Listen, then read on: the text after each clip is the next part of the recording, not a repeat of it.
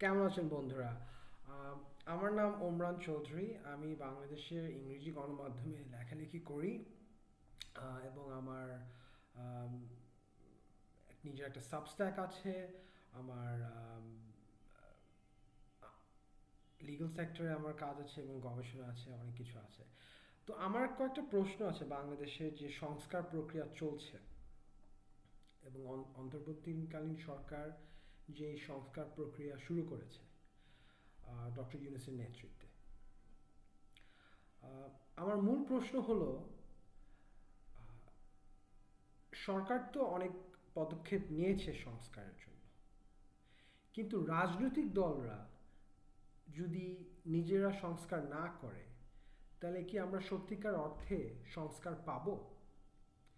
1990 সালে এরশাদ পতনের পর বাংলাদেশে একটি অন্তর্বর্তীকালীন সরকার এসেছিল। তারাও বেশ কয়েকটা সংস্কারের প্রস্তাব দিয়েছিল, এবং 1991 সালের নির্বাচনে যে সংসদ নির্বাচিত হয়, এটা হলো ফিফথ পার্লামেন্ট, পঞ্চম সংসদ। তারা এইসব প্রস্তাব অনেক ক্ষেত্রে তারা বাস্তবায়ন করে, বিশেষ করে সংবিধানের ক্ষেত্রে। এবং এই প্রস্তাবগুলিকে বাস্তবতা আনার জন্য একটি গণভোটও হয় 1991-এ, 1991 সালে একটা কনস্টিটিউশনাল রেফারেন্ডাম হয়েছিল। তো এই প্রক্রিয়া আমরা আগে দেখেছি, এবং সেই প্রক্রিয়ার মাধ্যমে 1991 সালে বিএনপি ক্ষমতায় এসেছিল বেগম খালেদা জিয়ার নেতৃত্বে। এবং বেগম খালেদা জিয়া ছিলেন বাংলাদেশের প্রথম নারী প্রধানমন্ত্রী, এবং তিনি ছিলেন একজন নির্বাচিত প্রধানমন্ত্রী, যিনি অনেকদিন সংগ্রাম করে গণতান্ত্রিক প্রক্রিয়ার মাধ্যমে তিনি ক্ষমতায় এসেছিলেন। কিন্তু বিষয়টা হলো, তাদের ট্র্যাক রেকর্ড যদি আমরা দেখি, 91 সালে বিএনপি অনেক অর্থনৈতিক সংস্কার করতে শুরু করেছিল যখন সাইফুর রহমান অর্থমন্ত্রী ছিল। এগুলিকে বলা হয় লিবারেল ইকোনমিক রিফর্মস। এগুলি বিশ্বব্যাংক, আইএমএফ তারা অনেক সমর্থন করেছিল, এবং বাংলাদেশের যে অর্থনৈতিক উন্নয়ন হয়েছিল গত 30-40 বছরে, এসব সংস্কারের জন্যই বলা যায় হয়েছিল। কিন্তু সংস্কারটা ওখানেই থেমে যায়। 91 সালে যে সংবিধানের সংস্কার হলো এবং সাইফুর রহমানের যে অর্থনৈতিক সংস্কার শুরু করলো, ওখানে কিন্তু সংস্কারটা থেমে যায়। রাজনীতির মধ্যে কিন্তু কোনো সংস্কার আসেনি, রাজনীতির মাঠে বা রাজনৈতিক অঙ্গনে কিন্তু সংস্কার আসেনি। বেগম খালেদা জিয়া কি একটা দেশের প্রধানমন্ত্রী হওয়ার জন্য যোগ্যতা আছে? তিনি অবশ্যই তিনি ভোট পেয়েছে, তিনি একজন গণতান্ত্রিক প্রক্রিয়াতে নির্বাচিত ব্যক্তি, এবং তার অনেক জনপ্রিয়তা আছে বাংলাদেশের জনগণের কাছে। কিন্তু প্রশ্ন হলো, তিনি কি একটা দেশ চালাতে পারে? 1994-এর মধ্যে কিন্তু রাজনৈতিক অঙ্গনটা আবার মারামারি হানাহানির দিকে চলে গেল। মাগুরাতে একটা বাই ইলেকশন হলো, যেটা অত্যন্ত বিতর্কিত ছিল। 96 সালে তত্ত্বাবধায়ক সরকার নিয়ে আওয়ামী লীগ তখন আন্দোলন করত। কত বড় আইনি, আওয়ামী লীগ পরে তত্ত্বাবধায়ক সরকার বাতিল করে দিয়েছিল, কিন্তু 96 সালে আওয়ামী লীগ তত্ত্বাবধায়ক সরকারের জন্য আন্দোলন করেছিল বিএনপির বিরুদ্ধে, এবং বিএনপি ফেব্রুয়ারি 96 ইলেকশনের পর তত্ত্বাবধায়ক সরকারকে সংবিধানের মধ্যে ঢুকাই দিল, এবং তত্ত্বাবধায়ক সরকারের অধীনে একটি নির্বাচন হলো জুলাই মাস 96-এ, এবং আওয়ামী লীগ নির্বাচিত হলো, আওয়ামী লীগ ক্ষমতায় আসলো। অনেক দিক দিয়ে দেখা যায় যে শেখ হাসিনার যে আমল হলো, ভালো কাজ হয়েছে অনেক, কিন্তু অনেক দিক দিয়ে শেখ হাসিনা খালেদা জিয়ার মতোই হয়ে গেছিল। তিনি তার দলকে কন্ট্রোল করে রাখে, দলটা তার পরিবারের হাতে রয়ে থাকে। বিএনপিতেও একই অবস্থা, দলটা এক পরিবারের হাতেই ধরে ধরে আছে, এক পরিবারের নিয়ন্ত্রণে আছে। তো আমরা যে এই দুই নেত্রীর, যেটা বলা হয় বাংলাদেশের বাইরে ব্যাটল অফ দ্য বেগমস, এই ব্যাটল অফ দ্য বেগমস আমরা 1991 সাল থেকে দেখে আসছি। আমি জন্ম হয়েছিলাম 1990 সালে ডিসেম্বর 28 তারিখে, এরশাদ পতনের 2 সপ্তাহ পরে।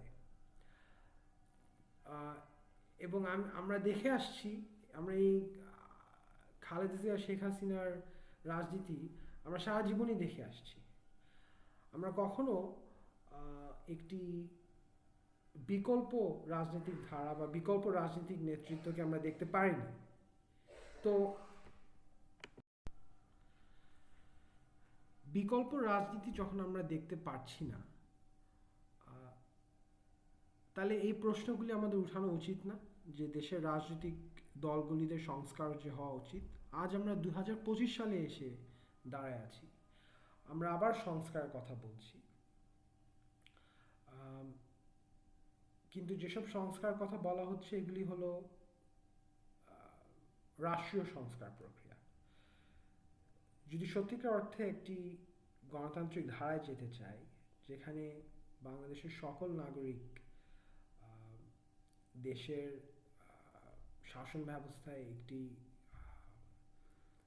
একটা ভূমিকা পাবে, তাহলে তো আমাদের রাজনৈতিক দলদেরকে শক্তিশালী করতে হবে। শক্তিশালী মানে না এই চাঁদাবাজি, গুন্ডাবাজি, ছাত্রদল, ছাত্রলীগ এই ধরনের রাজনীতি না। রাজনৈতিক দলদেরকে শক্তিশালী করতে হলে রাজনৈতিক দলের ভিতরে গণতন্ত্রকে শক্তিশালী করতে হবে, রাজনৈতিক দলদের অভ্যন্তরীণ গণতন্ত্রকে শক্তিশালী করতে হবে। তা আমাদের রাজনৈতিক দলরা কেন নির্বাচন করছে না তাদের অভ্যন্তরীণ মাঝে? তারা কেন নতুন নেতৃত্ব আনছে না? কেন আমরা এখনো খালেদা জিয়া শেখ হাসিনা নিয়ে বসে আছি? এখন বলা হচ্ছে যে খালেদা জিয়া শেখ হাসিনা না থাকলে তারেক রহমান, সজীব ওয়াজেদ জয় তারা নিয়ে নেবে দলগুলিকে। তো পরিবারতন্ত্রের মধ্যে আমরা ঢুকে আছি। আমরা কি পরিবারতন্ত্র থেকে বের হব?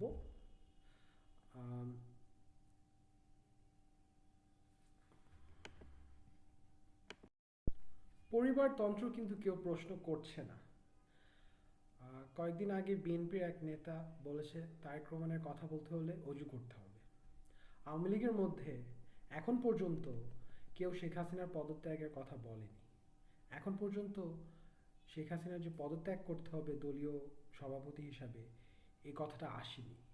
আওয়ামী লীগের ভেতরে যে সংস্কার আনতে হবে সে কথাটাও আসেনি। একই মতে বিএনপিতেও কিন্তু কোনো অভ্যন্তরীণ সংস্কারের প্রক্রিয়া চলছে না। তো প্রশ্নটা হলো এটা, আমরা কতদিন এই পরিবারতন্ত্র নিয়ে চালিয়ে যাব? এই দুটো পরিবারই কি বাংলাদেশকে চালাবে সারা জীবন? আমি কখনো বাংলাদেশের বিকল্প রাজনৈতিক নেতৃত্ব দেখতে পারিনি। আমার বয়স এখন 34। আমি আজ পর্যন্ত এই দুই পরিবারের বাইরে কোনো রাজনৈতিক নেতৃত্ব দেখতে পারিনি। কেন এই অবস্থা? আমি একজন বিকল্প নেতা দেখতে চাই বা নেত্রী দেখতে চাই। তো একজন নাগরিক হিসাবে আমার আশা যে বাংলাদেশ তার ইতিহাসের যে চলমান প্রক্রিয়া চলছে, এই ঐতিহাসিক অন্তর্বর্তীকালীন সময়ে আমরা খালি রাষ্ট্রীয় সংস্কার না করব না, আমরা রাজনৈতিক সংস্কারও করব। বলা হচ্ছে মিনিমাম রিফর্মস করতে হবে। কেন মিনিমাম রিফর্মস কেন করব? আমাদের রাজনৈতিক দলদের নিজেদেরও সংস্কার করা উচিত, নতুন নেতৃত্ব আনা উচিত। আমাদের we deserve new leaders. We deserve better leaders. সেটা আমরা কবে দেখব, সেটা কবে হবে? ডক্টর ইউনূস যদি বাংলাদেশকে পরিবারতন্ত্রের কাছে রেখে যায়, আমি বলবো যে হি ওয়ন্ট সাকসিড, তাহলে I won't consider that a success. এটাও যদি হয় ডক্টর ইউনূসের সরকারকে সরিয়ে যদি একটি সামরিক শাসনের মতো যদি একটি প্রক্রিয়া আসে, সেটাও কারো কাছে গ্রহণযোগ্য হবে না। বাংলাদেশের দরকার নতুন নেতৃত্ব, ভালো নেতৃত্ব, যোগ্য নেতৃত্ব। সেটা আমরা কবে দেখব? তো একজন নাগরিক হিসাবে আমার এসব প্রশ্ন খুব গুরুত্বপূর্ণ আমার কাছে, এইসব প্রশ্নগুলি। আমি এগুলি নিজে নিজে আপনাদেরকে বলছি কারণ আমরা এমন একটা পর্যায়ে আসছে যে আমাদের নাগরিকদের কথা বলতে হবে। আমাদের নাগরিকদের কথা বলতে হবে। আমরা বিভিন্ন ব্যাকগ্রাউন্ডের লোক। আমি সত্যিকার অর্থে বলতে গেলে আমিও একটি পলিটিক্যাল ফ্যামিলি থেকে। আমার পরিবার বাংলাদেশের রাজনীতি গত 100 বছর ধরে দেখছে, ব্রিটিশ আমল থেকে দেখছে, পাকিস্তান আমলেও দেখেছে, বাংলাদেশেও দেখেছে। আমার বাবা সংসদ সদস্য ছিল। কিন্তু আমার পরিবারের যে এক্সপিরিয়েন্স সেটা হলো যে আমরা এক পর্যন্ত যে আমরা আরও এগিয়ে যেতে পারবো না, কারণ বাংলাদেশের যে স্ট্যাটাস কোও যেটা, সেটা হলো দুই পরিবারের নিয়ন্ত্রণে। তো যেহেতু বাংলাদেশে একটি রেভলিউশন হয়েছে, এই রেভলিউশনটা কি এই পরিবারতন্ত্রের নিয়ন্ত্রণটা ভাঙবে না? কেন আওয়ামী লীগে কোনো কথা হচ্ছে না অভ্যন্তরীণ সংস্কার নিয়ে? কেন শেখ হাসিনার পদত্যাগ নিয়ে কোনো কথা কেউ বলছে না? টুইটারে একটা স্পেস হয়েছিল যেখানে আমি বাংলাদেশের প্রথম প্রধানমন্ত্রী তাজউদ্দিন আহমেদের পুত্র তানজিম আহমেদ সোহেল তাজকে আমি প্রশ্ন করেছিলাম যে শেখ হাসিনা কি পদত্যাগ করবে না। আপনারা শুনে নেন তিনি কি বলেছিল। আমরা ইংরেজিতে কথা বলেছিলাম, তো ওনার বক্তব্যটা আমি দিচ্ছি, এটা ইংরেজিতে, বাট আমি আশা করি আপনারা বুঝতে পারবেন। তিনি অবাক, তিনি একদম শকড যে এখন পর্যন্ত কেন কেউ আওয়ামী লীগে কথা বলছে না। আওয়ামী লীগে কি কারো বিবেক নেই কথা বলার? যে দলে এত ভালো ভালো মানুষ আছে, কেউ দাঁড়ায় কথা বলতে পারে না কেন? গত 15 বছরে আওয়ামী লীগে কেউ দাঁড়ায় কথা বলে নাই কেন? এইসব প্রশ্ন করতে হবে, ইন্টারনাল রিফর্মস আনতে হবে, there has to be accountability. বিএনপিতেও কিন্তু প্রায় একই অবস্থা। আমি নিজে পেপারে লিখেছি যে বিএনপিতে সংস্কার আনা উচিত, বিএনপির নেতৃত্বকে বদলানো উচিত। কেউ শুনে না কথা। এবং আমি আওয়ামী লীগকেও বলি, আমি এমনভাবে আওয়ামী লীগের বিষয়ে লিখেছি যে আমি তাদেরকে ভালো মনে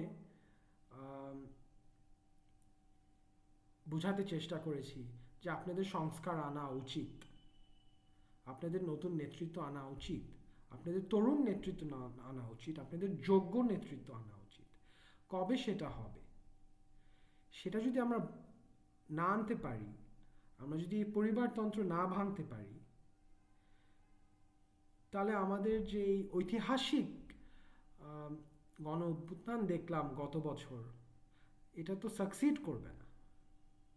সাকসিড করতে হলে আমাদের পরিবারতন্ত্রকে ভাঙতে হবে, আমাদের নতুন বিকল্প নেতৃত্বকে আনতে হবে, যোগ্য নেতৃত্বকে আনতে হবে।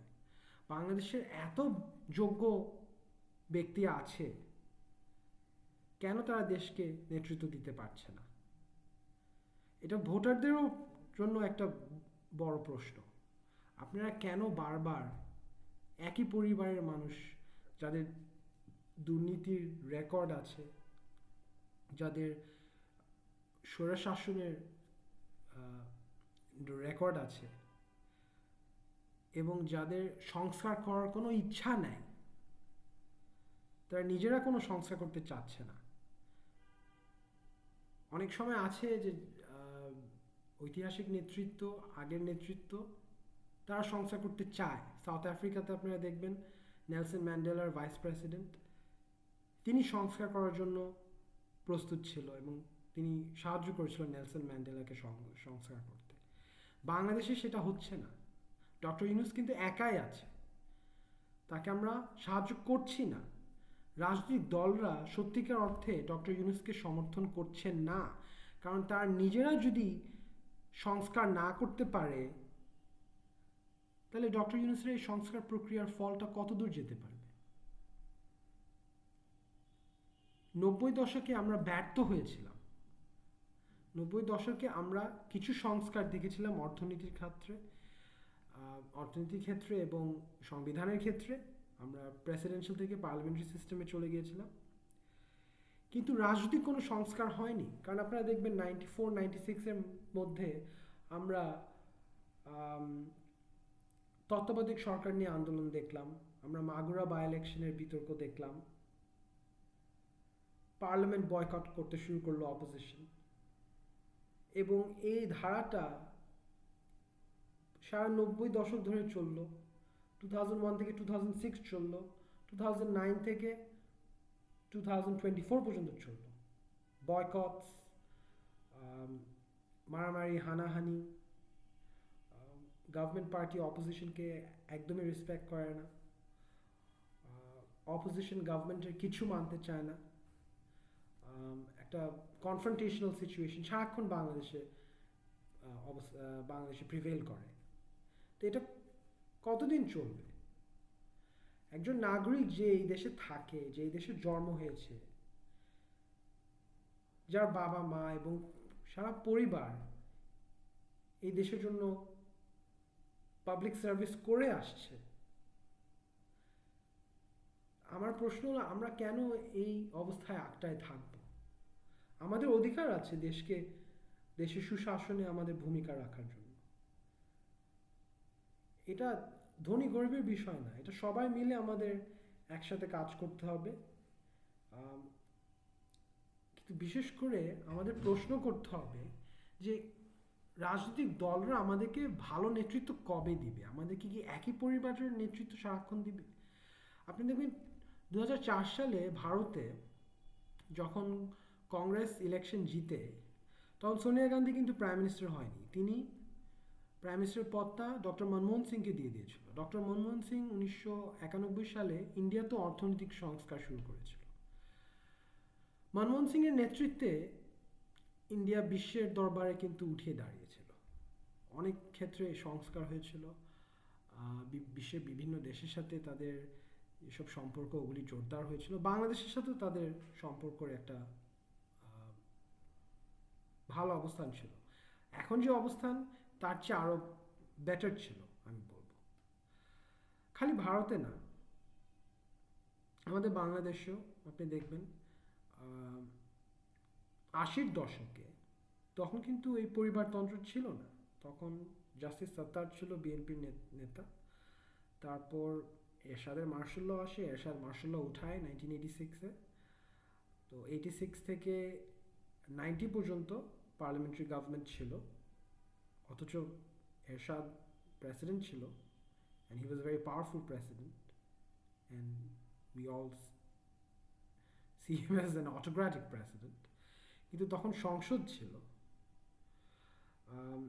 এবং সংসদে বেশ কয়েকজন প্রধানমন্ত্রী ছিল। সংসদ আরও জোরদার করা যেত অবশ্যই, কিন্তু সেটা তো হওয়ার কথা ছিল 90 সালের পর, সেটা তো হলো না। তো এখন আমরা 25 সালে এসে আমরা বসে আছি। আমাদেরকে বলা হচ্ছে নির্বাচন হতে পারে ডিসেম্বর 2025 সালের মধ্যে বা মার্চ 2026 সালের মধ্যে। আমরা আশা করি নির্বাচন হবে, আমরা আশা করি একটি গণতান্ত্রিক সরকার আসবে।